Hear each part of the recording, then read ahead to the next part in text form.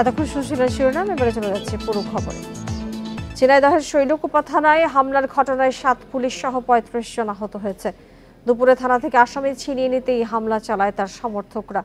Police জানায় দুপুর উপজেলার ধাউড়া গ্রাম থেকে আওয়ামী লীগ কর্মী মুশতাক শিকদারকে মারামারির একটি মামলায় গ্রেপ্তার করা হয়। এই খবর পাওয়ার পর শত শত লোকজন থানা ঘেরাও করে ইট পাটকেল ছুটতে থাকে। এ সময় অন্তত 7 পুলিশ সদস্য আহত হন। পরে আত্মরক্ষার্থে ফাঁকা গুলি এবং সাউন্ড গ্রেনেড ছুড়ে হামলাকারীদের ছত্রভঙ্গ করে দেওয়া হয়। আহতদের উপজেলা স্বাস্থ্য কমপ্লেক্সে ভর্তি করা হয়েছে।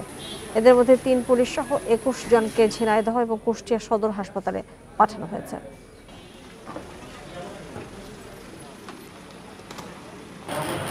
তার প্রেক্ষিতে অতর্কিতভাবে কিছু শৃঙ্খল জনতা আপনারা দেখছেন যে থানা ঘেরাও করার চেষ্টা করে, থানা আক্রমণ করার চেষ্টা করে।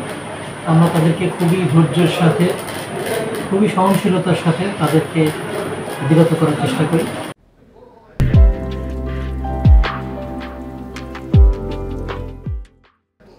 এরিয়া আরো জানাতে ঝিনাইদহ থেকে যুক্ত হবেন সহকর্মী বিমল কুমার সাহা।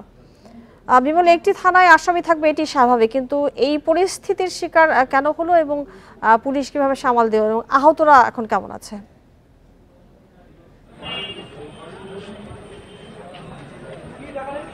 উপজেলা নির্বাচনের পর শুল্ক উপজেলার বিভিন্ন এলাকায় সহিংসতা চলছে। এরই পরিপ্রেক্ষিতে ধাওড়া গ্রামে 2 পক্ষের মধ্যে একটা মারামারি ঘটনা হয়। এই মারামারিতে মুশতাক শিকদার নামে একজন আওয়ামী লীগ কর্মী আসামি হয়। আজকে দুপুরে পুলিশ তাকে গ্রেপ্তার করে থানায় নিয়ে আসে।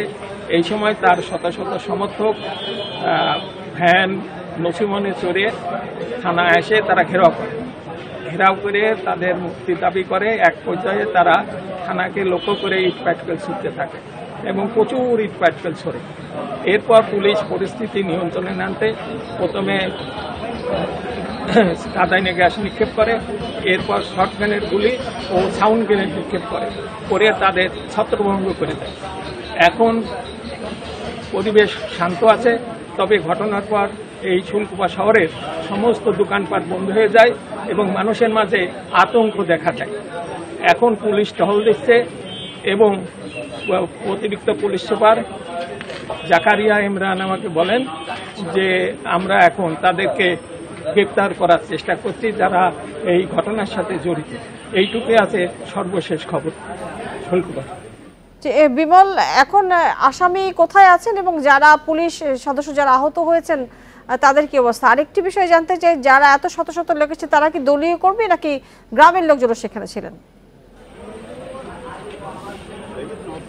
এখানে গ্রামের দলাদলি আছে, ওই মুশতাক শিকদারেরও একটা দল আছে।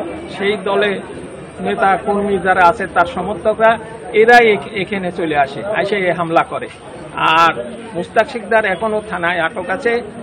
আর পুলিশ কর্মী যারা আহত হয়েছিল তাদেরকে ঝিনাইদহ হাসপাতালে রেফার করা হয়েছে।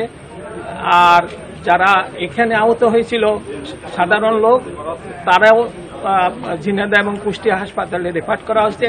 এদের মধ্যে 2 জনের অবস্থা আশঙ্কাজনক বলে হাসপাতালের ইমার্জেন্সি মেডিকেল অফিসার আমাকে জানিয়েছেন। বিমল, আপনাকে অনেক ধন্যবাদ আমাদেরকে এ বিষয়ে তথ্য দেওয়ার জন্য।